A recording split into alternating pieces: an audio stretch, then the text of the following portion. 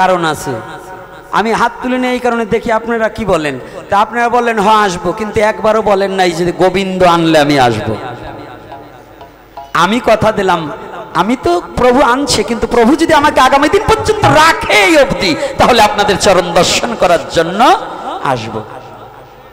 এই দেখছেন ভাগ কতটুকু। আপনি হাত তুলেন হ্যাঁ আসবো, আপনি আসতে পারেন? আপনি ইচ্ছা করলে বাড়ি যেতে পারবেন? কেন পারবেন না? ভগবান এখন যদি ইচ্ছা করে আমি গোপীনাথ 1 মিনিটের মধ্যে প্যারালাইসিস করে আমার বাক শক্তি নিয়ে নিতে পারে। এটা আমার ভগবানের যোগ্যতা এবং ক্ষমতা, অসীম ক্ষমতার অধিকারী আমার ভগবান পারে। এজন্য সমস্ত কর্ম সমস্ত কথা বলতে হবে ভগবান যদি কৃপা করে তবে আমরা আসিতে সক্ষম হতে পারি। এটার নাম সনাতন ধর্ম। চাল কলা মাখাইয়ে শুধু খাওয়া না, এতে গন্ধপুষ্পে ফলাদি পঞ্চদেবতায় নম, কলা পাকলে আমার বাড়ি দিও, এই না। এটা সনাতন ধর্ম, কর্মের ধর্ম। খালি গাই গল্প দিয়ে ধর্ম, গল্প শুনেই ধর্ম হয় না, কর্মের দ্বারা ধর্মকে প্রস্ফুটিত করাতে হয়, তবে যদি সনাতন ধর্ম হৃদয়ে ধারণ করা যায়। আজকে বেশি বলবো না, আজকে 2খানা প্রশ্ন ছিল, তা উত্তর আগামী দিন দেবো। একটা হচ্ছে ধর্মান্তর কেন হচ্ছে, এই ধর্মান্তরের এই একটা পয়েন্ট আজকে বলে গেলাম, আরও কিছু পয়েন্ট আছে আগামী দিন বলবো। সনাতন ধর্মের অবক্ষয়গুলো নিয়ে আলোচনা করার কথা আছে। এটাই আমার মানে প্রতিবাদ এবং এটাই আমার সংগ্রাম, তাই তো? এটাই আমাদের সংগ্রাম থাকবে নাকি? রাধে রাধে। আর আগামী দিন সনাতনীরা আসবেন তো আসবেন, আরো কাউকে ছেলে পেলে, যুবক ছেলে পেলে নিয়ে আসবেন, যেটা এখন প্রেক্ষাপটে একান্ত দরকার এবং প্রয়োজন। একান্ত প্রয়োজন। সনাতনীদের মধ্যে কে সাহা, কে কুণ্ড, কে কর্মকার, কে নাপিত, কে ধূপা, কে নমো, এই সব বাছাবাছি বাদ দিয়ে এখন আমাদের একটাই স্লোগান, আমরা সনাতনী। আমরা কি? আমরা কি? হ্যাঁ, এই একটা নিশান আমাদের। আমরা সাবধান। এই সনাতনী সম্বন্ধে আগামী দিন আলোচনা হবে বিশেষ করে, যদি গৌরহরি আমাকে কৃপা করে আপনাদের চরণ দর্শন করার সৌভাগ্য আমাকে করে দেন। তাহলে আজকে দেখুন, আমরা মা বাবার, মীরার বাবা কি এক? আপনার মেয়েকে, আপনার ছেলেকে একখানা শ্রীমদ্ ভগবত গীতা কিনার দেওয়ার মতো মা বাবা খুব কম। কয়জন আছে বলুন? হ্যাঁ, শ্রীমদ্ ভগবত গীতা কিনে দেওয়ার মতো মা বাবা আছে কয়জন? আছে আছে বলেন, শতকরা 1 জন। তো ওটা আশের মধ্যে বলে নাকি? 1 গ্রামে 93 জন মানুষ, আর 90 জন যদি চোর হয়, 3 জন সাধু হয়ে কিছু বলবে? কি বলবে? চোরের গ্রাম বলবে না? তো এতগুলো লোকের মধ্যে 10 জন বেরোবেন যে আমার ছেলেরে গীতা কিনে দিয়েছি, শ্রীমদ্ ভগবত গীতা কিনে দিয়েছি, 10 জন।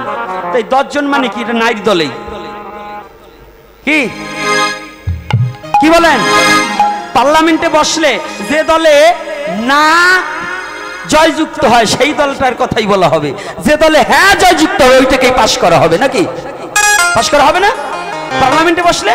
তো তদ্রূপ আপনারা হাতে গোনা 2-3 জন দাঁড়াইলে আমি বলবো যে না, ওটা নার দলে, ওটা হ্যাঁ দলে নয়। অধিকাংশ মা বাবাই সন্তানকে মোবাইল কিনে দিচ্ছেন 50,000, 20,000, 15,000, 10,000, 12,000, কিন্তু 200 টাকা দিয়ে একখানা শ্রীমদ্ ভগবত গীতা কিনে দেওয়ার মতো মা বাবা খুব কম। 200 টাকা দিয়ে কিংবা 100 টাকা দিয়ে একটা রাধা গোবিন্দ কিংবা একটা নিতাই গৌরের বিগ্রহ কিনে দেওয়ার মতো কিংবা একটা ফটো কিনে দেওয়ার মতো মা বাবা খুব কম। কয়জন আছি বলুন? তাহলে আমার সন্তান কি করে আমার কথা শুনবে? কি করে আমার সন্তানের দ্বারা দেশ ও দশের মঙ্গল হবে? কি করে ওই সন্তানের দ্বারা আমার আত্মোন্নতি হবে? কি করে আমার মৃত্যু সময় ওই সন্তান আমাকে একটু হরিনাম শোনাবে? শোনাতে পারে? শোনাবে? ছেলেকে বাজাই, ছেলেকে কিনে দিছি ডিজে, ওরা বোঝে কি যে, আর আমাকে শোনাবে কি? হরিকথা আর শোনাবে? ওরা ডিজে বাজাবে। তাহলে এই ডিজে বাজানো বন্ধ করতে হলে একমাত্র হরি ভক্তি ভক্তি পরায়ণতা, অর্থাৎ আপনার সন্তানকে যতদিন পর্যন্ত এই সনাতন ধর্মের ধর্মীয় অনুশাসনের দিকে ঠেলে না দিবেন ততদিন আপনার ছেলে মেয়ে শিক্ষিত হবে কিন্তু মানুষ হবে না। শিক্ষিত হওয়ার মানুষ হওয়া কিন্তু এক কি বাবা, কি এক? তাহলে মানুষ হতে হলে অশিক্ষিত হলেও অর্থাৎ আক্ষরিক জ্ঞান না থাকলেও মানুষ হলেই সে পূজনীয়। যদি বলেন কেন, সনাতন ধর্মে আমি হাজারো প্রমাণ দিয়ে দেব।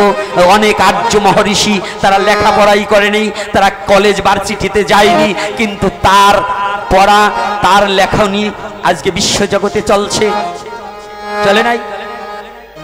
বিশ্বকবি রবীন্দ্রনাথ ঠাকুর কোন অবধি লেখাপড়া? তার পড়া, তার কবিতা এখন পড়ছে কি সারা বিশ্বে? পড়ছে কি না? তাহলে এগুলো একটু বুঝতে হবে। এজন্য সনাতন ধর্ম কি, কেন, কিসের জন্য আমাদের এত ভালোবাসতে হবে। আর তুমি সনাতন ধর্মে জন্মগ্রহণ করে যারা আবার সেই সনাতন ধর্মকে পরিত্যাগ করার প্রস্তুতি নিচ্ছ, এবং মনে মনে অনেকে আছে বাবার সম্পত্তির লোভে সনাতন ধর্ম আছে, বাবা মরার পরে আমি ধর্ম ত্যাগ করবো, ওই কুলাঙ্গারগুলো আমার কাছে আসো, আমার সাথে একটু কথা বলো। কুলাঙ্গারগুলো আসো, আমার সাথে মুখ করো। আমি নিমন্ত্রণ দিয়ে দিলাম, আহ্বান করছি, আসো। সামনে আসে না। অনেক সময় কিছু কিছু কুলাঙ্গার ফোনে কথা বলে, সামনে আস, কিন্তু ফোনে বলে আমি সব কথার উত্তর দেই না। সামনে আসবি। সনাতন ধর্মে কিছু পাস কি নাই? দূরে থেকে কি এই শীতের দিনে অগ্নি জ্বালিয়েছি এখানে? আচ্ছা, মায়েরা যদি মনে করেন তাল গাছের উপরে হাড়ি রেখে নিচে খড়কুটোতে জাল দিলে ওই উপরের হাড়ির ভাত কি হবে? হ্যাঁ, তাহলে কি করতে হবে? তাপ লাগাতে হবে। তা সনাতন ধর্মে দূরে থেকে সনাতন ধর্ম বোঝা যায় না। সনাতন ধর্মে এসে সনাতন ধর্ম গ্রহণ করে সনাতন ধর্মে সাধনা কর, তো সনাতন ধর্মে আছে কিনা বুঝবি। মিষ্টি গালে না দিয়ে যদি বোঝোস যে মিঠাই না, এটা তিতা হবে, আগে গালে দে। তো সনাতন ধর্ম আগে সাধনা কর, তারপরে বোঝ যে সনাতন ধর্মে আছে কিছু কি নাই।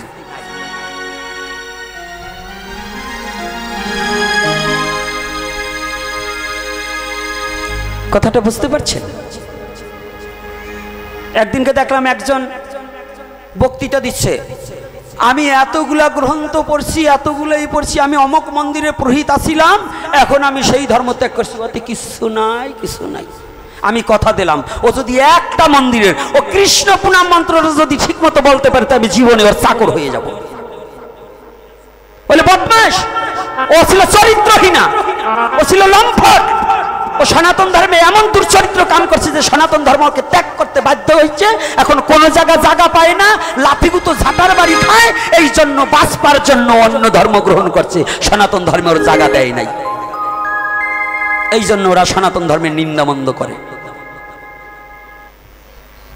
কি রাগ হচ্ছে নাকি আমার কথায়? হ্যাঁ, আপনারা অনেকে ভাববেন, এই সাধুরা ভাববেন যে আসলাম কৃষ্ণের কথা শুনবার, গুসাই এই বলে কেন? আরে কৃষ্ণের কথা ইয়ে না বললে ওরকম ভূতে ধরছে, এই ভূত না ছাড়ালে কৃষ্ণকে ওরা বুঝতে পারবে, এই ভূত ছাড়াবার জন্য আসছে। রাধে রাধে। সাধুরা আপনারা একটু কৃপা করবেন, আমি এখন অসুরের মতো হয়ে গেছি, যেন আপনাদের চরণ পরশ করে যেন একটু ভক্তি জাগে হৃদয়ে।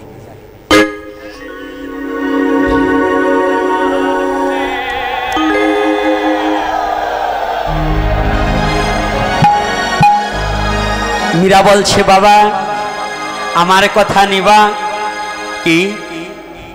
এ আমার কি হয়? বলছে এ তোর স্বামী হয়, ওর সাথেই তো তোর বিয়ে দিয়ে দিলাম। মীরা শুদ্ধ ছোট সরল প্রাণীর মেয়ে, মীরা স্বামী রূপে বরণ করে বুকে জড়িয়ে ধরছে। মীরা তো জানে না স্বামীকে কিভাবে যত্ন করতে হয়। মীরা যখনই পাড়ায় বিবাহ দেখেছে, বিবাহের পরে স্বামী স্ত্রী ঘরে যায়, মীরা ওই গিরিধারীকে নিয়ে ঘরের মধ্যে প্রবেশ করেছে। আলাদা গিয়ে মীরা যে খাটে শুয়ে থাকে না, মীরা যে খাটে শুয়েছে ওই খাটের উপর গিরিধারীকে নিয়ে শুয়ে আছে। যখন গিরিধারীকে নিয়ে শুয়ে আছে আর কথা বলছে মাটির মূর্তি। গিরিধারী, তুমি কিছু খাবে না? তোমার ক্ষুধা লাগছে না? জানো আমি মাকে না বলে তোমার জন্য ভাত এনে রেখেছি আমার ঘরের মধ্যে।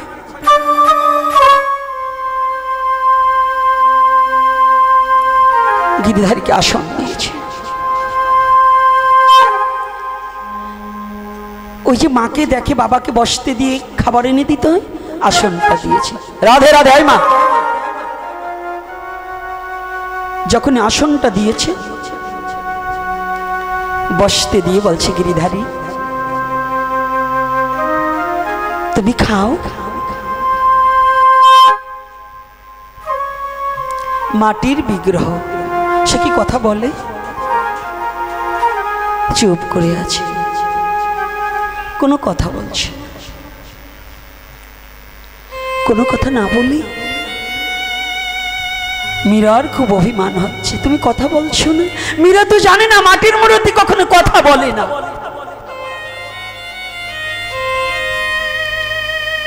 মীরা বলছে গিরিধারী জানো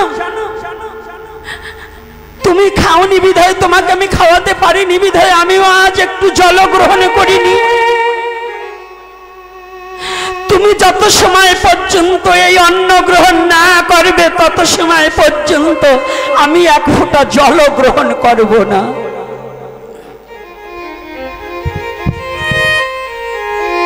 আমি এক ফোঁটা জল গ্রহণ করিতে পারিব না। আমাকে একটু তুমি একটু অন্ন গ্রহণ করো।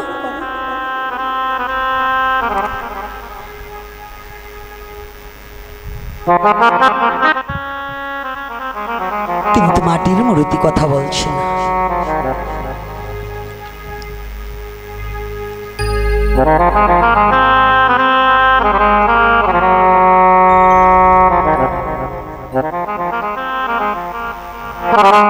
মীরা কোনো কথা বলছে না এবং বিগ্রহ কথা বলছে না। মীরা কাঁদছে।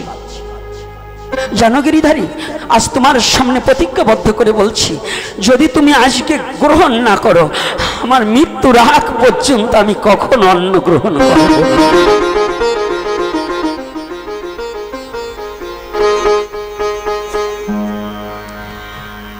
ভগবান হচ্ছে নদী স্বরূপ আর ভক্ত হচ্ছে সাগর।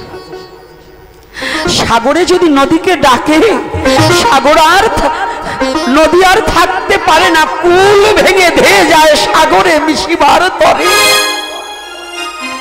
ভক্ত যদি ভগবানকে নিঃস্বার্থ হয়ে নিরভিমানী হয়ে সরল চিত্তে যদি ভগবানকে কোনো ভক্ত ডাকিতে পারে ভগবান আর কোনোদিন থাকতে পারে না।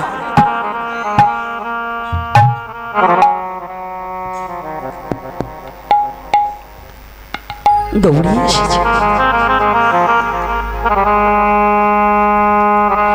ভগবান ওই মাটির বিগ্রহ থেকে যখনই মীরা প্রণাম করছে আর মাথাটাকে ঠুকাচ্ছে আমার গিরিধারী হস্তখান বের করে দিয়ে মীরার মাথার উপরে রেখেছে। মীরা ও প্রিয়ে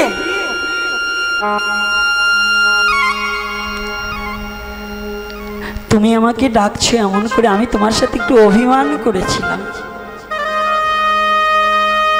তুমি আমাকে কেমন ভালোবাসো এজন্য আমি একটু আড়ালে লুকিয়েছিলাম। তুমি দাও, তুমি যা দেবে আমি তাই গ্রহণ করব।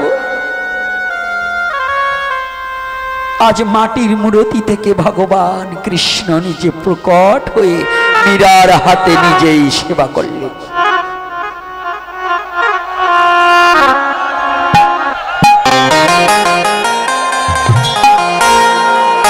মীরার হাতে সেবা করছে।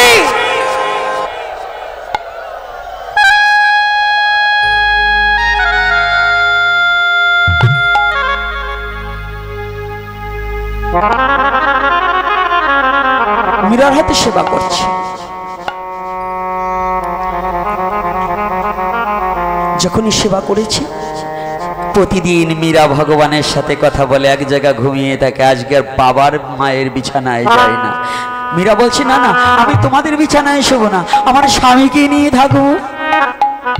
প্রতিদিন ওই বিগ্রহ নিয়ে ঘুমায়, ওখান থেকে ভগবান প্রকট হয়ে মীরার সাথে লীলা করে।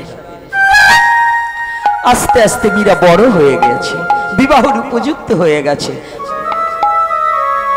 মীরার বিয়ার কথা বললেই মীরা সরল প্রান্ত বলছে, আমার তো বিয়ে হয়ে গেছে, তুমি আমাকে কি বিয়ে দেবে, আমার তো স্বামী আছে। বাবা তো আর জানে না কোন ঘটনা ঘটে গেছে, বাবা তো জানে গিরিধারীর বিগ্রহ, আর মীরা তো ওই বিগ্রহ, হ্যাঁ, সাক্ষাৎ ব্রজেন্দ্র নন্দন ভগবান শ্রীকৃষ্ণকে বের করে নিয়েছে বিগ্রহর মধ্য থেকে, ভক্তি দ্বারা বিগ্রহ থেকে সাক্ষাৎ হয়ে গেছে।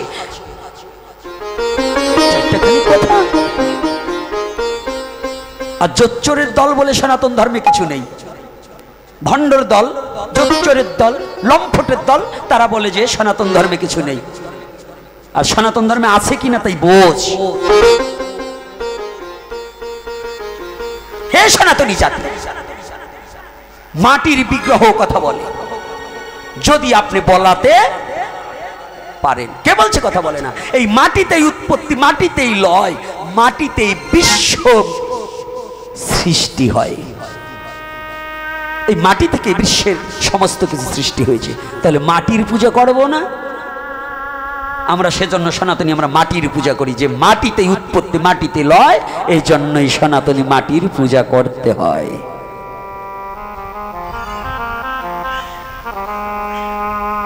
হ্যাঁ, আমরা যারাই আছি পৃথিবীতে, যে ধর্মের লোকই হোক, এই মাটিতেই তার লয় হতে হবে। এই জন্যই সনাতনীরা মাটির পূজা করে।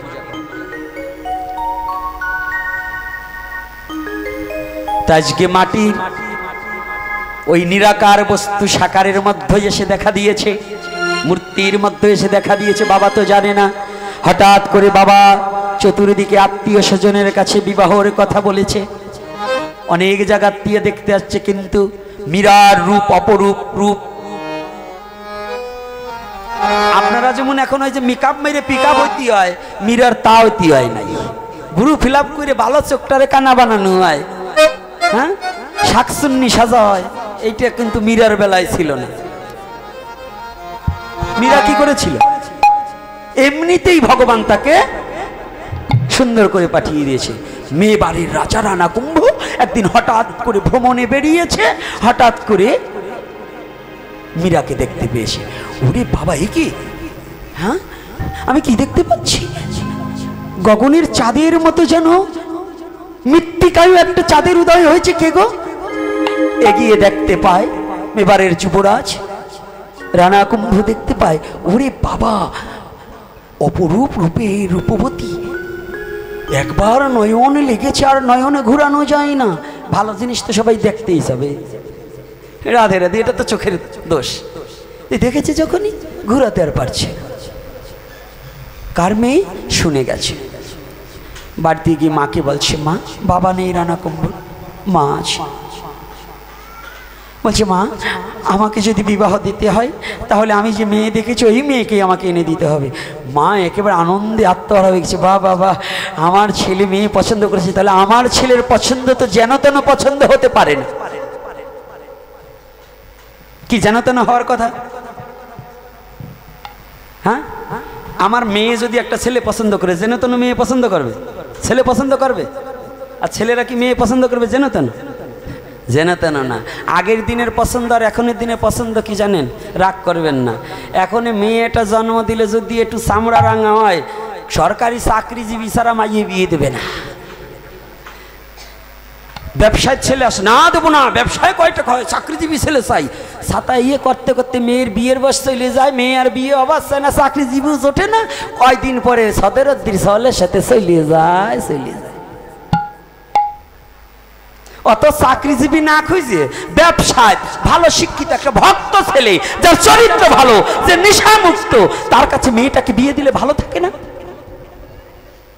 থাকে কি না?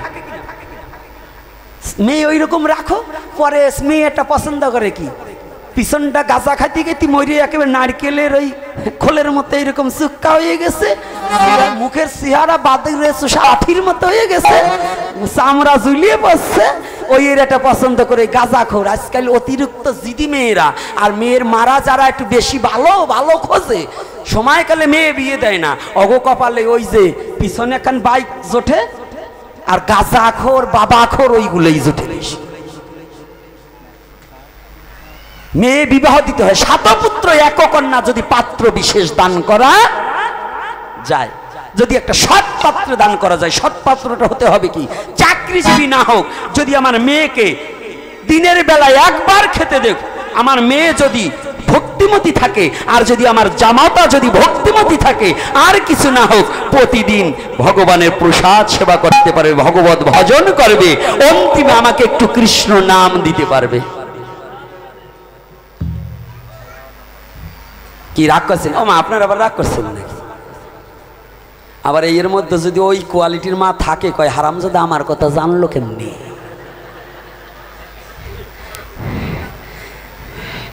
নাই তা ভাববে না, এর মধ্যেও আছে। এখন আর বলবে না নে মা, মুখ খুলে ভাববে না যে ওইটির কাছে গেলে আবার কোনটা বলে কোনটা বলে, এখন আর বলবে না।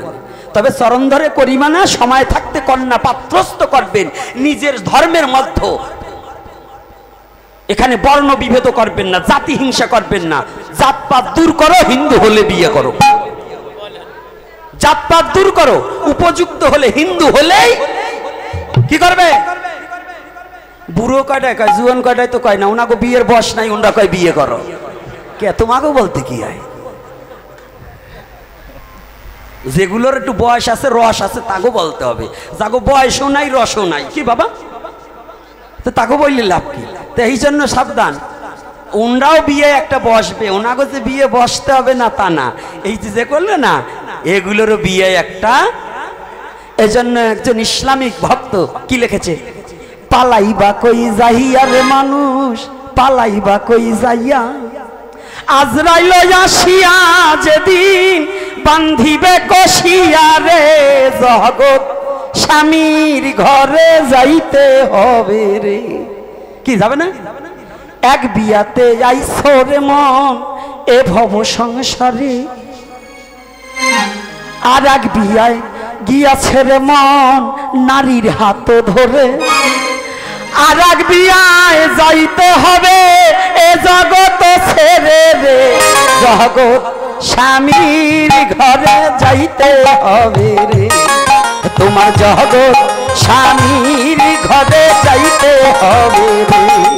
হে পালাইবা কই যাইয়া রে মানুষ, পালাইবা কই যাইয়া, জমবেটাই আসিয়া যেদিন ধরবে যে কষিয়া রে, জগৎ স্বামীর ঘরে যাইতে হবে রে, তোমার জগৎ স্বামীর ঘরে যাইতে হবে রে, আমার জগৎ স্বামীর ঘরে যাইতে হবে রে, আমার জগৎ স্বামীর ঘরে যাইতে হবে। জিতটাই অন্য চালাই দিয়েছে, এত জিতকে কি বিয়ে বসতে হবে না বাবা? এই বিয়ের স্বাদ সবার গ্রহণ করতে হবে না? তাই বিয়ে কিন্তু দুটো, একটা অশুভ বিবাহ আর একটা শুভ বিবাহ। আমাদের শুভ বিবাহতে শুভ লেখি না, নারীর হাত ধরে যেটা বিবাহ করা হয় ওটা অশুভ বিবাহ, আর যেটা জগৎ স্বামীর কাছে যেতে হয় এটা হচ্ছে শুভ বিবাহ। কয়টা বিয়ে? 3টা।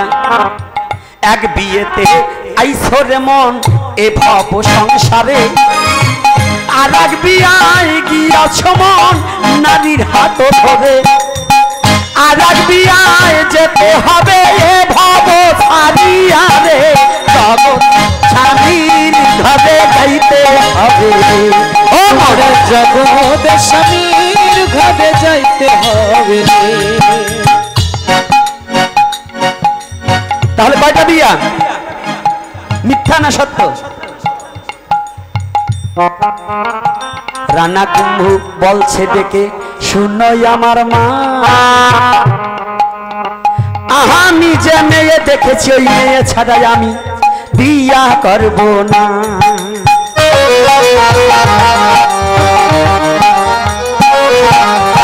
রূপে গুণে অনন্যা কন্যা, তার ভক্তি কতই আছে। সরাসরিও দেখেছি আমি, আরো দেখেছি তার পিছে।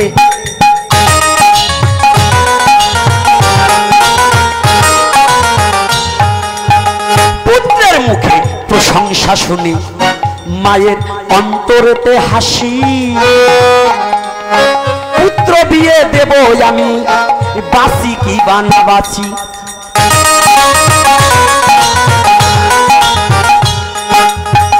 এই কথা শুনিয়া মায়ে যখন ঘটক পাঠিয়ে দেয়, ঘটক বেটা অমনি গিয়ে পৌঁছাইয়া যায়।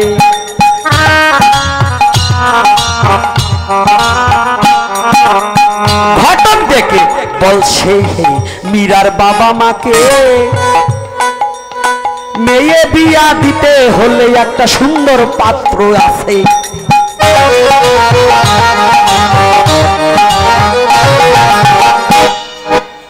মেবারেও যুবরাজ রানা কুম্ভ হয়, তাহার সাথে সম্মতি থাকলে তোমার মেয়ের হবে পরিণয়।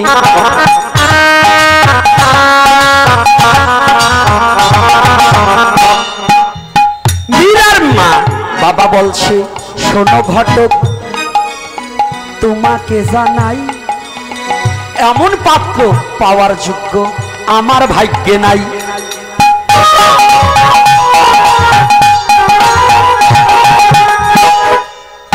ঘটক সাহেব, এই যে ঘটকরা, আপনারাও কিন্তু এক ধরনের ঘটক। এক ঘটকে ঘটায় ঘটক দুই প্রকার। প্রাকৃতিক জগতে যারা মেয়ে ছেলের বিবাহ দেয় এরা সর্বনাশের ঘটক হয়। সাধু গুরু বৈষ্ণব কিন্তু ভগবানের সাথে যোগ দেয়।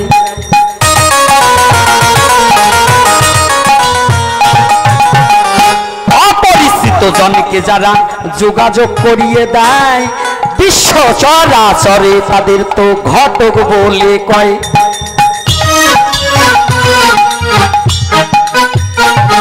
এই সাধু গুরু বৈষ্ণব যারা, তারাও ঘটক হয়, ভগবানের সাথে ভক্তির রাজ্যে যোগাযোগ করিয়ে দেয়।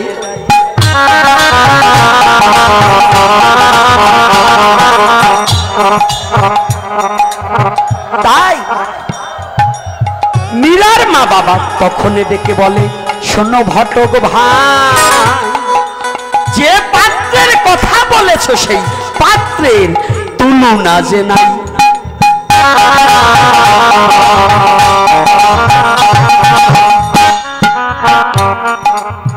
এক কথায় রাজি হলো, বিয়ার আয়োজন হলো।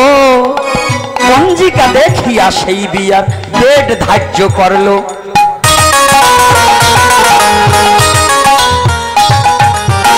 বিয়ার জন্য মেবারেতে সারা পড়ে গেল। বিয়ার বাজনা বাজিতে সেই এক সপ্তাহ আগেই ছিল।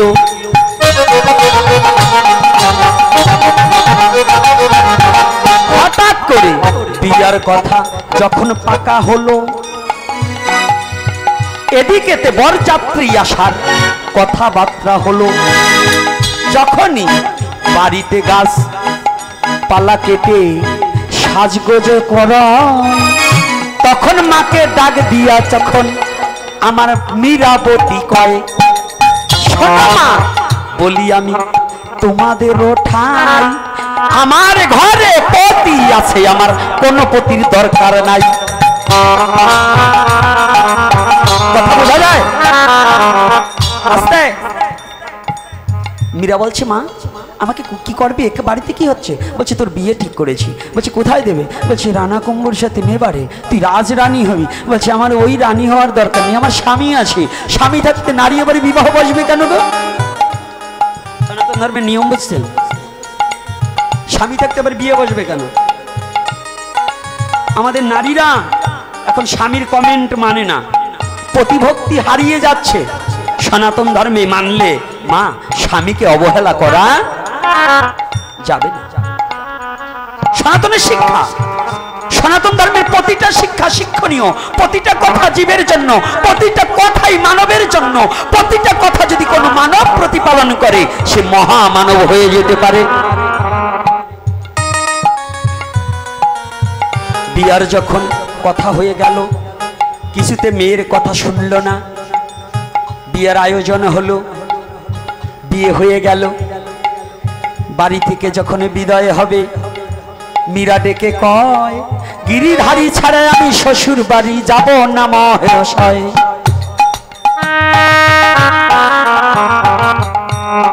আমি যাব না, আমার গিরিধারীকে ছাড়া আমি যাব না, আমার গিরিধারী আমাকে দাও। বাবা তখন আলাদা একটা বাক্স এনে গিরিধারী দিয়ে বলছে, মানাও এই তোমার গিরিধারী কোলে সকল অলঙ্কার। মীরা আমার ত্যাগ করিয়া ভাই, বুকেতে গিরিধারী নিয়েছে যে ঠাই। বরযাত্রী সহ বর কন্যা যখন বাড়ি থেকে চলে যায়, এদিকে মেবারের রানী রানা কুম্ভর মা বরণডালা সাজিয়ে বসে রয়। আমার আজ বংশের প্রদীপ জ্বালাইবার নিমিত্তে যে নারী আসিবে, আমার কুল দেবতা মা কালীর পূজা তার আগে করিতে হইবে। হ্যাঁ, কায়দা আছে এইখানে, আজকে কায়দা মতো জায়গায় আজকে বসছেন। বলবো আর একটু সময় থাকা যাবে। কমিটির নির্দেশ আছে, ভাগবতের বিশ্রামের পরে নয়, ভাগবত বিশ্রামের পরে দক্ষিণে দেবে কেটা?